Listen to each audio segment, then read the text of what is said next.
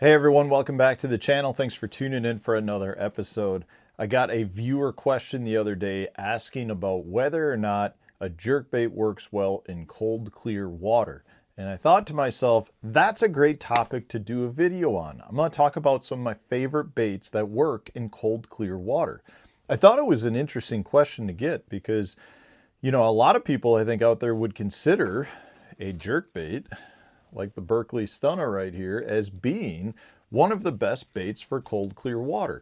But I also know that cold water and clear water can be very intimidating to a lot of anglers. So I thought I would give some of the suggestions to cover this category, because as much as a lot of us recognize this bait as being one of the best baits for cold, clear water, I think there's also a lot of people that are intimidated by it. So I wanted to give, these ideas to help some of you out there that might be intimidated by cold, clear water, and hopefully help you catch a few more fish.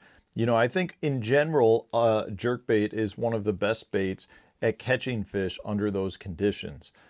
But it's not as easy as going out and just casting it around. The reality is, anytime you're dealing with cold, clear water, the strike zone generally shrinks because the fish are less active. They're not willing to move nearly as far to get the bait. Now, having said that, I would counter it a little bit by stating that your strike window in clear water is generally larger than it would be in, say, dirty water. The fish have the ability to see the bait from further away, and therefore you generally can get them to come from a little bit of a distance to eat the bait. In the summertime, that might be 20 feet. They might come off the bottom in 20 feet of water to hit a topwater bait. In the winter, it might only be 2 or 3 feet, but you still don't have to hit them on the head like you might in muddy water. So from that standpoint, a jerkbait's a great bait if you can get it down to roughly where those fish are at. If they're suspended down in 15 feet, if you can get that jerkbait down to 12, you probably can get them to come up for it. If they're sitting on the bottom in 8 and you can get that bait down to 6 or 7 feet, you can get them to come up for it. So a jerkbait is a great bait to get them to eat the bait, and it's not just because it has draw power, it's also because you can get it to suspend in their face. In the cold water conditions, sometimes you need to let it sit there for a half a minute. But the reality is you can get that bait to stay right in front of them. That's what makes it so good. So if you're fishing a jerkbait really fast, or you're not getting it down to the level the fish are at, it's not a great option for you. But if you can get it to the fish and you can let it sit around the fish and you have the patience, it's one of the best baits out there for cold, clear water conditions. Generally speaking, I prefer to go with the 112 plus 1 or plus 2 models because it gets down a little bit deeper. The Stunner is one of my favorites for these conditions because it also has a very, very slow sink. So even if you're throwing just the standard 112, you can generally get it down to where the fish are at. And if you can do that, jerkbait's one of the best baits out there. Now, if the fish are deeper, let's say they're down in 25 or 30 feet and it's just not realistic to get a jerkbait down there, that's where your silver buddy or your blade baits can be absolute dynamite. If you got fish that are relating to some hard target objects, maybe it's a deep rock spot, maybe it's just a shell spot on a hump. If the fish are deeper and they're glued to the bottom, this is one of the most efficient baits to get your bait down there, to keep it in the strike zone, and to trigger those fish into biting. I don't know what it is about these stupid little things, these little silver buddies, but they trigger those cold water fish into biting. It's one of your best baits. Anytime you're talking about water temps in the 40s or lower, you got to have a silver buddy for those deep fish. It doesn't mean you can't catch them either on shallower fish. It just is a bait that really shines anytime you're talking like in the 15-foot depth or deeper. Now, another one of my favorites, and I've shown this on the channel before, for getting lethargic, cold, clear water fish to bite, is this guy. This is the Berkley Finisher. This came out, I think it was last year, maybe the fall before that. I think it was last year, last spring.